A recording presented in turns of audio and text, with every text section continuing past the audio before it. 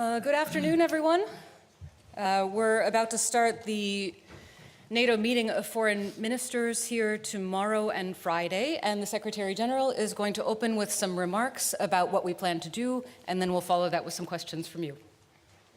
Thank you, and good afternoon. On Thursday and Friday, NATO foreign ministers will meet to discuss pressing security issues as we continue planning for our summit in The Hague. We will focus on strengthening our collective defense. It is the foundation on which NATO was built, and it remains our #1 priority. We will also meet with our key partners, Ukraine, the European Union, and our partners in the Indo-Pacific. We gather at a particularly crucial time for our shared security, with challenges too great for any of us to bear alone. This week marks a grim anniversary, when the world discovered the tragedy of Bucha. I visited in July 2022 and spoke with some of those who survived. We will never forget that devastation. 3 years since the liberation of Bucha, Russia continues to wage war against Ukraine. I commend President Trump for breaking the deadlock, and I fully support the efforts undertaken by the US to bring this terrible war to a just and lasting end, as well as the efforts of the UK, France and others to contribute to ensuring a lasting peace when the time comes. NATO allies continue our support to Ukraine. In the first 3 months of this year, allies have already pledged more than 20 billion euros in security assistance for 2025. And our command in Wiesbaden continues to coordinate the delivery of security assistance and training for Ukraine. The threat we face from Russia remains, and Russia continues to work closely with China, Iran and North Korea in ways that not only harm Ukraine, but pose risks across the alliance and around the world. We see these and other actors working to destabilize our societies, with sabotage to undersea infrastructure, cyber attacks, assassination attempts, and more. We live in a dangerous world. And in the face of these and other challenges, we must build a stronger, a fairer, and more lethal NATO. That's why ministers are here this week, to ensure we are aligned and actively working towards our common goal. We stand together, deploying and exercising to ensure we are ready and able. We are grateful to the men and women of our armed forces for the service they provide every day. And we were reminded of the risks of that service again this week, having tragically lost 4 brave American soldiers during training in Lithuania. We are profoundly grateful for their service. Our deepest condolences go to their families, friends, and fellow soldiers. We mourn their loss and take heart in the outstanding solidarity we saw during the search and rescue operation, with Americans and Lithuanians, Poles and Estonians working shoulder to shoulder around the clock. This is the true spirit of the alliance. And in that spirit, we have important work to take forward. We are building a more capable alliance by investing in what we need to counter the threats we face. And we are making major progress. Many allies are stepping up their spending in ways we haven't seen in decades. And I expect more announcements to follow. This is critical. Ministers will talk about how to ensure we can continue this trend. We will also discuss how we can produce more on both sides of the Atlantic and make it easier to work together, exchange, innovate, and partner in ways that benefit us all. This is not only a topic for allies, but one that we will discuss with our Indo-Pacific partners, with Ukraine and with the EU High Representative Kaja Kallas, who will join us on both days. Our partners make an essential contribution to our shared security, sharing insights, experience, and expertise. When we meet in the NATO-Ukraine Council tomorrow evening, we will hear from Minister Andriy Sybiha. He will update us on the current situation in Ukraine, as well as his perspectives on the process towards a just and lasting peace. All of this and more will contribute to the new chapter for NATO that we will start in The Hague in June. Our priorities are clear.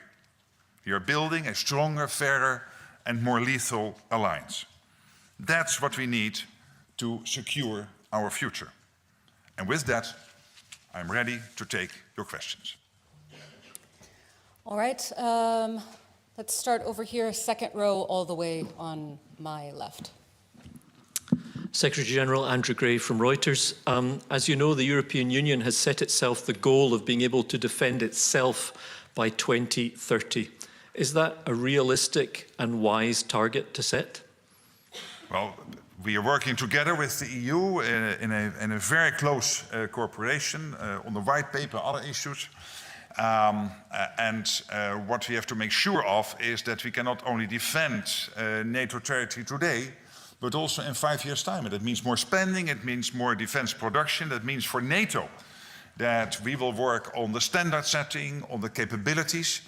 It means for our European partners that they have to work on getting the internal market going, for example, when it comes to defense industrial production. So we have a clear division of labor here. And I think that is very positive. All right, gentlemen in the fourth row in the center. Thank you. Thomas Kutschka, Frankfurter Allgemeine Zeitung. Good afternoon. Good to see you. 2 questions, please. The first one, the Washington Post published a story recently that refers to an internal guidance by the Pentagon that basically says everything needs to be prepared for a major war with China. And that also says that in the event that American troops are bound by such a war or the threat of such a war, Europe could not rely on troop reinforcements from the US. Which indications do you have for such scenarios? And what does it mean for the defense plans of the alliance? Question number 1. Question number 2, completely unrelated. Foreign ministers are meeting formally here, and they will meet informally in Antalya. At least that's the plan for now. With the arrest of the leading opposition politician, of hundreds of people protesting, among them, not among them, but additionally a Swedish journalist, do you think it's a good idea to be hosted by Turkey for such an informal meeting in May? Thank you. I think on your second question that is an important meeting, that it is important that it is informal, and Turkey has offered to host it. When it comes to your first question, clearly what we need to do is to make sure that we have everything it takes to defend our Euro-Atlantic area. And we also know that threats are manifold, also outside the Euro-Atlantic area. And that means that when it comes to the US, but also to other NATO allies, and for the alliance as a whole, that we have to be aware of what is happening in the Indo-Pacific. That's the reason why we have that close cooperation. And that will also mean that it is understandable also for the US that over time they want to focus more and more also on that part of the world. And it is only logical for the Europeans to step up even more. There are no plans to withdraw or whatever. We know that the US is completely committed to NATO. But I think it is in all our interest that we are able to keep this whole planet stable. For NATO to focus, of course, very much on our Euro-Atlantic area. But as I said, together with the US at 32, to be very much aware that the threats are not only limited to the Russians. We see the Chinese building up, we see what is happening in Iran, we see what is happening in North Korea, and that's why Japan, Korea, Australia and New Zealand will join us. All right, blonde woman with the red glasses in the center. Beautiful glasses. It's a good description. Thank you, Alison. Irina Sommer, news agency Interfax, Ukraine. Next week here in NATO HQ, the meeting of the coalition of willings will take place. So my question is for you, Secretary General. What kind of role do you see for NATO playing in this coalition? Is it only to provide the facilities for meeting, or it can be something more? Thank you. Well, I've myself been participating in some of these meetings in London and twice in Paris. Because I'm traveling next week, the Deputy Secretary General will participate in a meeting here.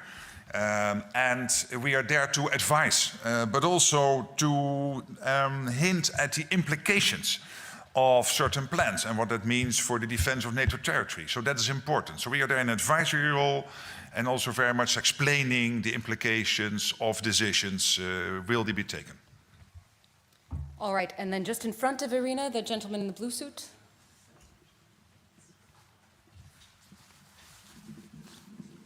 Good afternoon. I want to ask about joint military exercises Zapad 2022 will take place in Belarus. Our sources in Belarusian army say that for these exercises, system Oreshnik and tactical nuclear weapons will be sent to Belarus from Russia, and they say that nuclear weapons are not yet in Belarus. Do you see nuclear weapon in Belarus, and or they are not still there? Is the risk that the Russian army will stay in Belarus after the exercises like it was in winter 2022? I have no information to share with you on that. We know that these type of exercises take place regularly, but you are asking some more specific questions concerning those exercises, and I have no new information to share at this moment. All right, let's see, the gentleman in the brown jacket here. This is Mohammed with Al-Ittihad, United Arab Emirates. With the fresh Houthi attacks in the Red Sea and concerns with the re-emergence of ISIS in the region, how does NATO assess these emerging threats, and how does NATO work with its southern partners, including the UAE, to face such threats? Thank you. Now, of course, we work together in the anti-Daesh coalition, which was hosted here the last time, I think it was in December last year.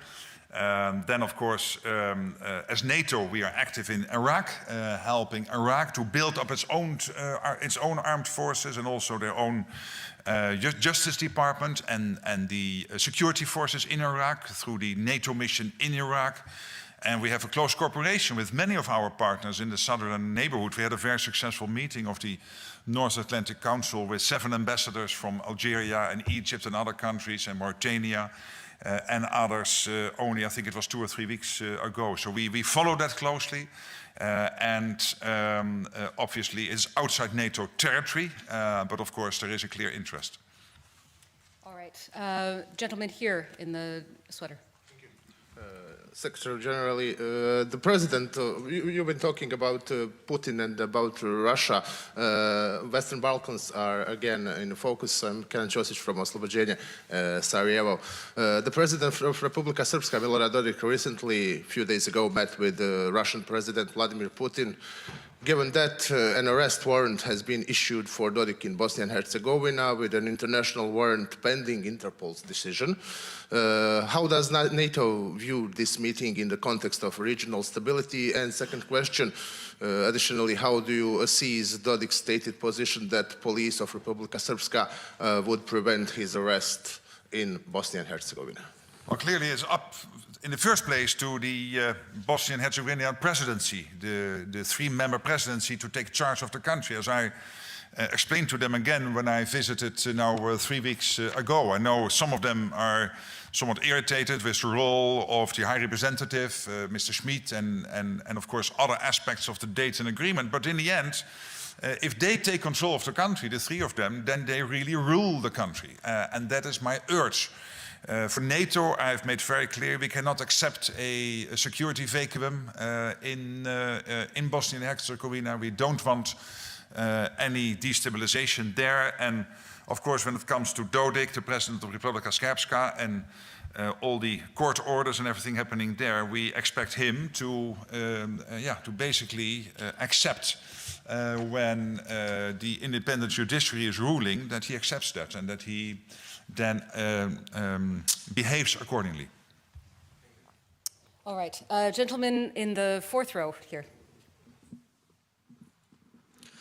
Gabriel Dominguez from the Japan Times newspaper in Tokyo. There will be a meeting between the North Atlantic Council and the Indo-Pacific 4 countries tomorrow.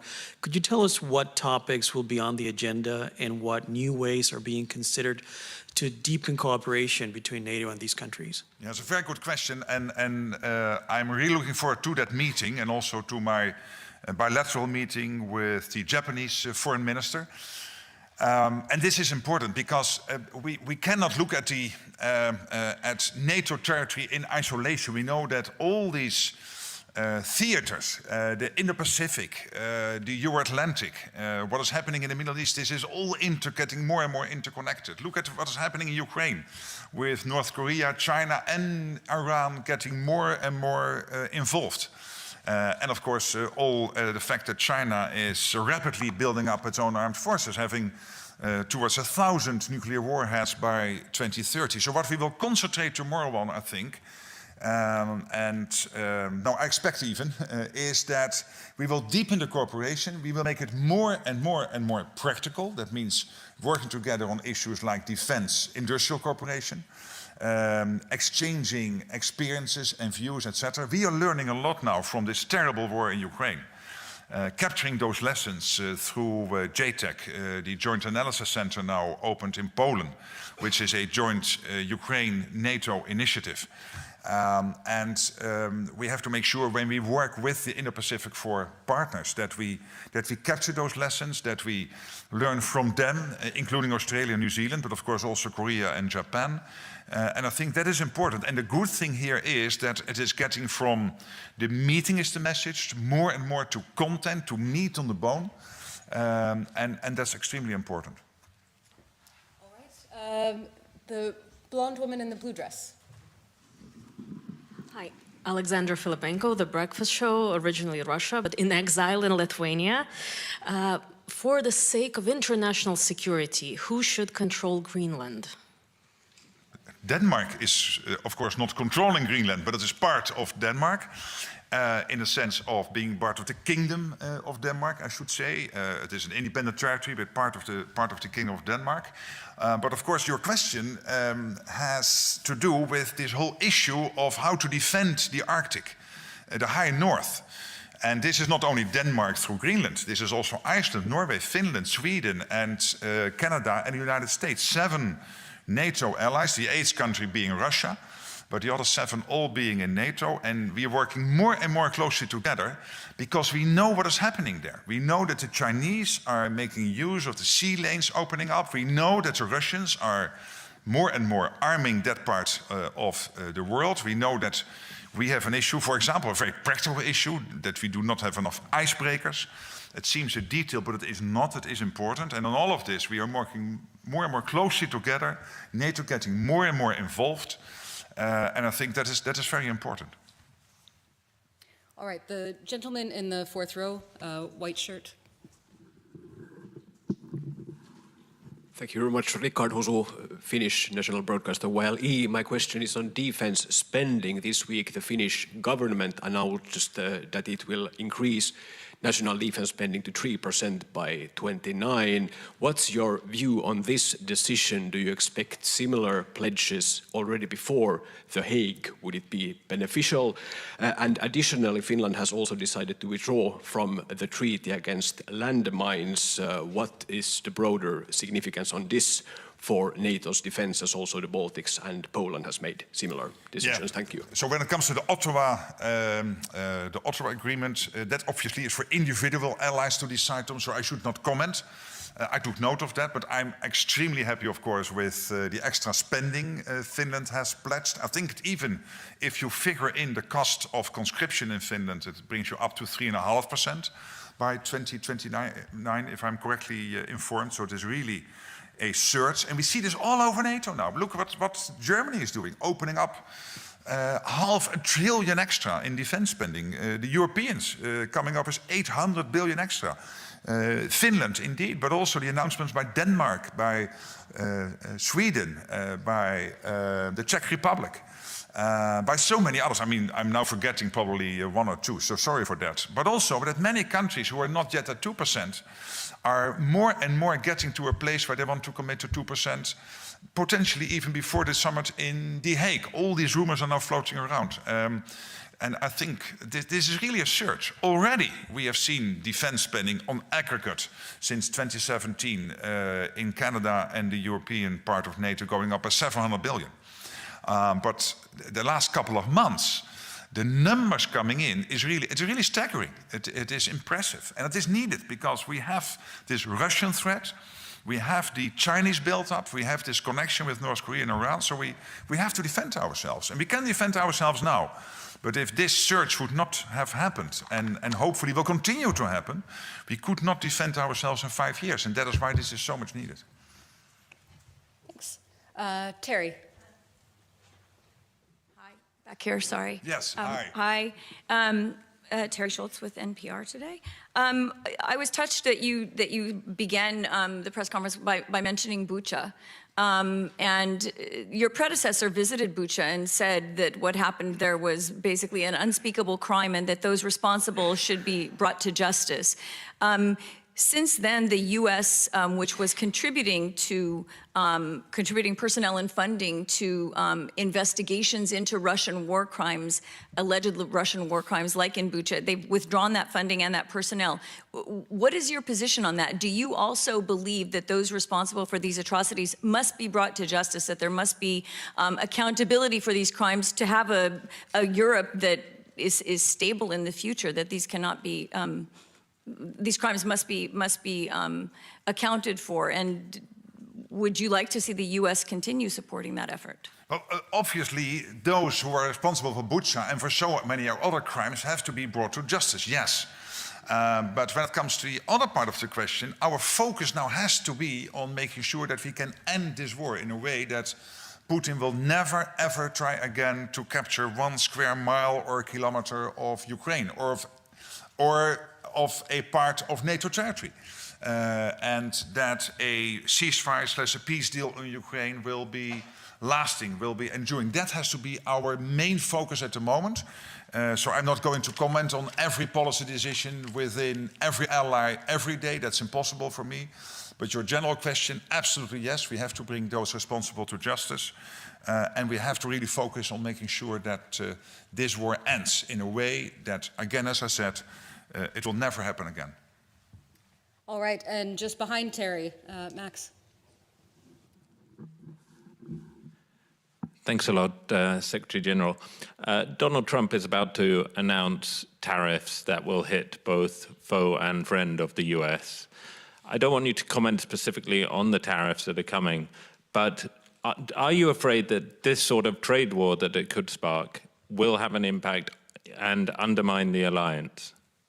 Well, you know, the alliance is laser focused on making sure that we can defend our NATO territory. And there are increasing threats from the Russians, from others. That's what we are focusing on. And that means that when it comes to fiscal policy, when it comes to, for example, this whole issue of imposing of tariffs, this is really a matter for national governments. And you rightly assumed that I was not going to comment. All right, down here in the center, third row.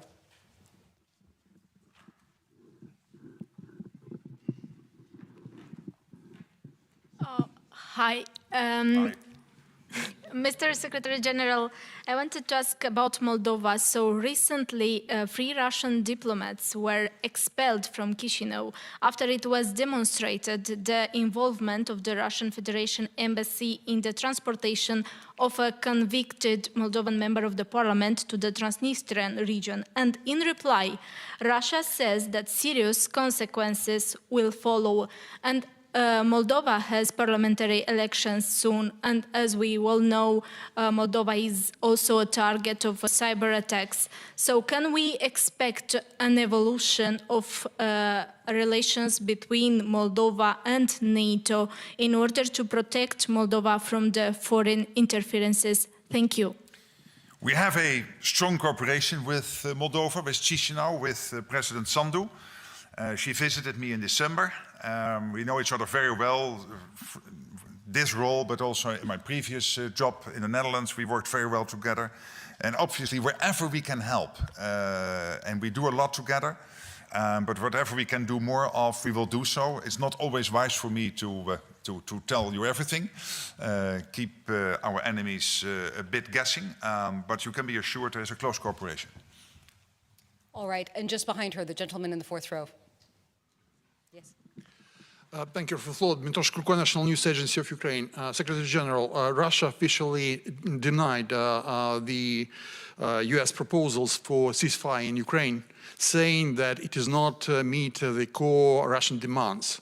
But we all remember that the core Russian demands are just withdrawal of NATO troops to the borders of 1997. Why, just curious, what kind of response could we hear from NATO side? Thank you. But listen, you will hear many crazy things coming out of Putin and out of Russia, including their demands for a peace deal and whatever. I would not take it all too seriously. Of course, we have to look into it always and have to react to it, but I mean, this is also how he tries to negotiate. And I am, as I said, I commend President Trump for breaking the deadlock, for getting the discussion going, for getting this initial 30-day ceasefire on the energy infrastructure, steps taken about on the Black Sea. Of course, we hope for more, and I know that the American administration is working day and night to get it done. We are getting updates, being informed, etc. And then it is important on the European side that countries like the UK and France are thinking about the situation post a ceasefire / a peace deal. But you know, if I would comment on every media outing of Putin, particularly when it comes to what the Americans try to establish in terms of a ceasefire and a peace deal, is not helpful. But you will hear many strange things coming out of Moscow. All right, the woman just two away from, yes. The woman is Alexandra von Nam with DW. Good afternoon, ma'am. Hey. Yesterday, Serbia and a NATO ally Hungary signed a new defense cooperation agreement. Was the NATO alliance consulted beforehand? Do you condone it, given the situation in the region and Serbia's ties with Russia? Thank you. Well, we see in the region, of course, more of these bilateral, trilateral agreements. We have also Albania with Kosovo and Croatia, and of course we have, and then this one is coming up.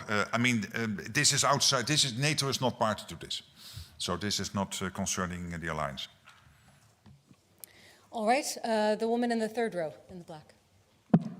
My name is Nastasia Mikhailova. I am from the Insider, Russian media in exile. And you told sometimes yesterday that the war should be end, but how it could be end now? And what do you think about Russian threats for European Union? And do you have a plan about rearm? Thank you. Well, of course, the best way to end the war is for the Russians to leave Ukraine, and then it can end very soon. But that is not going to happen, I'm afraid. So that's why it's good that the Americans have now started this process. And that was important because somebody had to break the deadlock. And I always assumed if President Trump would be elected that he would try to do so, and he has done so. And I think that is good. And we completely support those efforts. And we have to take it from here. And we have to make sure that whatever happens, that when there is a deal ultimately struck and or a sustainable ceasefire is ultimately organized, that it has to be clear to the Russians that they cannot do this again, that this has got to stop. And that's why it has to be durable, it has to be lasting, and this is exactly what the Americans are aiming for, what you all are aiming for, including making sure that the whole of NATO territory stays safe. All right, the woman in the front here. It's Nita Dobroshik from Koha, Kosovo. During your recent visit to Kosovo, you mentioned the possibility that NATO's potential engagement in Ukraine could lead to discussions about its presence in Balkans. Given the region's fragile situation, security situation, highlighted by attacks in KFOR troops in 2023 and Banska and Iberlepens attacks 1 year later, approximately, what implications could this have to regional security in general and for Kosovo in particular? I'm not sure I made a connection between Ukraine and a potential peace deal on Ukraine and then potentially security guarantees being needed for Ukraine. We know there are initiatives now being developed by European allies like the French and the Brits are doing with others. And I did not connect that to the situation in Kosovo because I think KFOR is important. EUFOR, the EU force in Bosnia and Herzegovina, is important. We work closely together. I think the security situation in Kosovo is very close to our heart. We have to make sure that the situation since 1999, now much more stable, can continue. And when it comes to, indeed, Banska and also the attack on NATO forces, both in 2023, that these Serbs will work on the accountability. This is what I discussed with President Vučić on the phone, but also when we had dinner here in Brussels 2 weeks ago. All right, the woman in the green sweater. Thank you. Bin Na-chung from Yonhap News Agency, South Korea. Hi. I'm sure you are aware of the political situation in South Korea, so I have 2 questions. Why do you think it's still crucial to have cooperation with South Korea? And secondly, actually, we were waiting for the impeachment ruling this week. So my question would be, will you be sending invitation to South Korea, whoever the leader is then, regardless of the outcome of this week's ruling? Thank you. Well, of course, the judicial process within the Republic of Korea is very much to the Republic of Korea. I can only respect whatever outcome there will be. I'm happy that the foreign minister is visiting this foreign ministers meeting. I will have a meeting with him in half an hour. I'm looking forward to that bilateral meeting. And then, of course, he will participate tomorrow in the foreign ministers meeting. And when it comes to The Hague and the summit and the choreography, we still have to take final decisions on that. So no news on that, but that is not about Korea. That is more generally how will we engage, yes or no, and in what format with our partners. And the row just in front of her, the woman with the glasses. Thank you. Kim McCrail from the Wall Street Journal, and I'm sorry to hide behind the cameras. The position of the Supreme Allied Commander Europe is traditionally held by an American. There have been some reports, though, that the U.S. is considering giving that position up. I'm wondering if that happens, what would that mean for NATO? And what would that mean for the U.S.'s influence in NATO? Well, these are what-if questions. And I've seen, other than some of these rumors and reports, indeed, in your newspaper, I've not seen any concrete proposals on this. So I don't want to react on what-if questions. Chris Cavoli being the EUCOM commander, the commander of US forces here in Europe, but also being the Supreme Allied Commander. That is a tradition we have since the start of NATO, since Eisenhower, for good reasons. But let me not comment on what-if questions. All right, the woman standing. Thank you. I'm Ezatrous from Tunisia.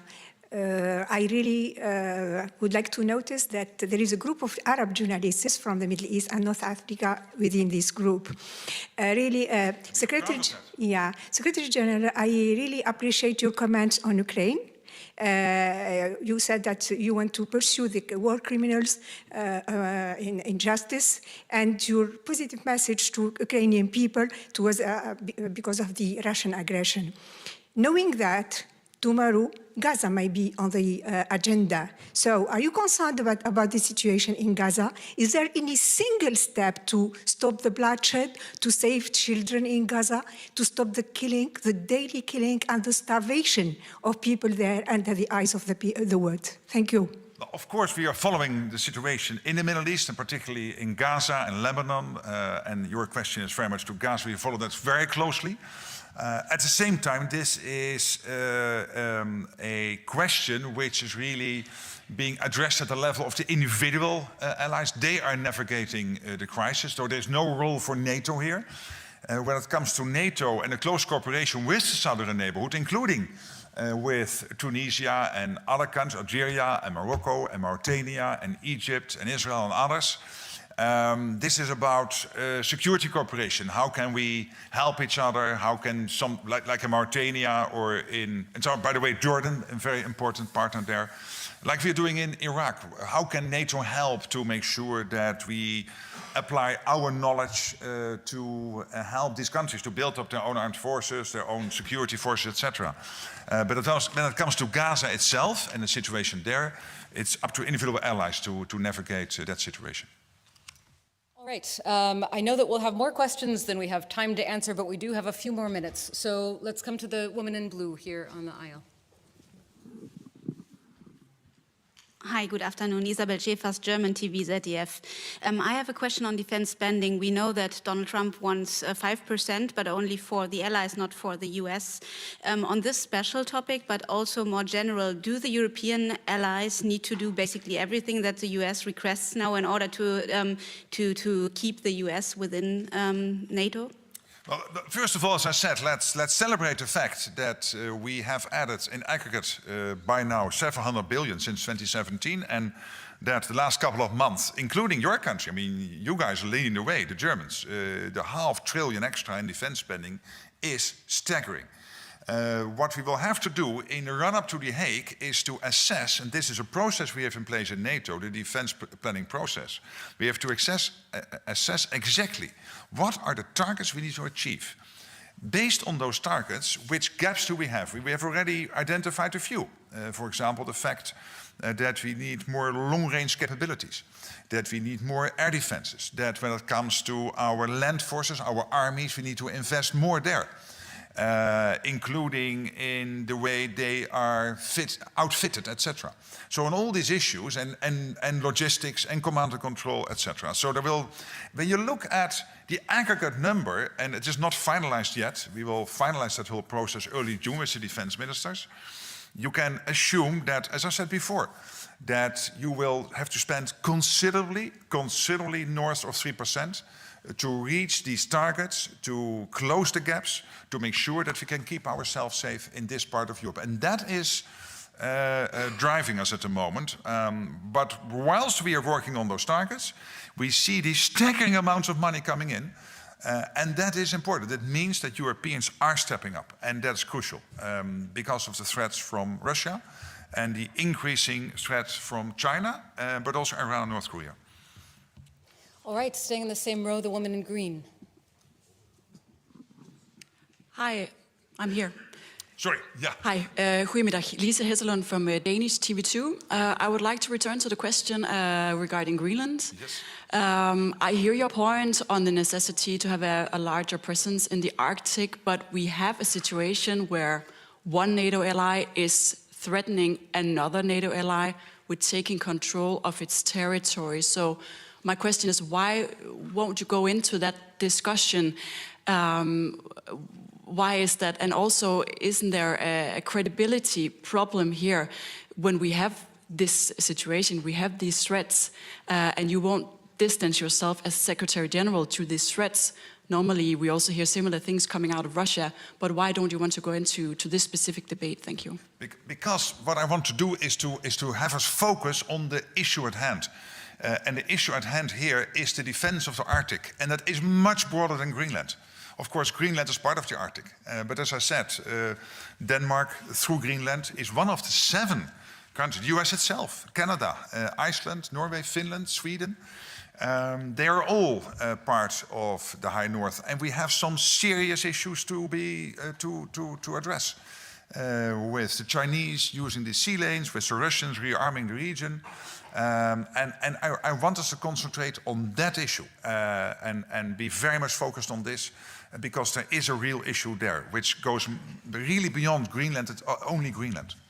Of course, Greenland being important, but it is in conjunction with the other 6. All right, I think we've got time perhaps for one more. The gentleman here in the front. 2 more, yes. No, Darko Čačić, Beta News Agency from Serbia. Secretary General, you said that NATO is not part of bilateral agreements in the Balkans, but can you tell how does NATO view the recent agreement between Croatia, Albania and Kosovo, which has sparked strong reactions from Serbia, particularly President Vučić President Vučić's claim that it means opening an arms race in the Balkans.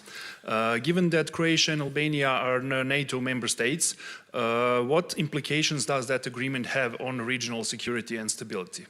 Well, of course, the stability and the situation in the Western Balkans is very much a concern. That is why NATO is present in both Kosovo and also in Bosnia and Herzegovina. And of course, we have 5 allies, Montenegro, North Macedonia, Albania, Croatia and Slovenia on the Western Balkans. And we are working very closely together. But please understand that for me as Secretary General, I should refrain a little bit from commenting on every development in every part of the world, including on the Western Balkans. This is really for individual allies to decide. There are many more of these bilateral and trilateral agreements between allies. I know that, for example, the Netherlands and Belgium are working together on many issues. And of course, that is different from what you are addressing here. I know, and you are addressing an important subject, but still, I think I should not comment myself. All right, you said one final question? All right, one final question. Gentleman in the blue here. Mr. Glasses. No. Thank you. No, and then no. Okay. Thank you. You're the boss. Thank you. Barzansan, reporter from Kurdistan 24. The mission of a global coalition force in Iraq to end by 2026, next year.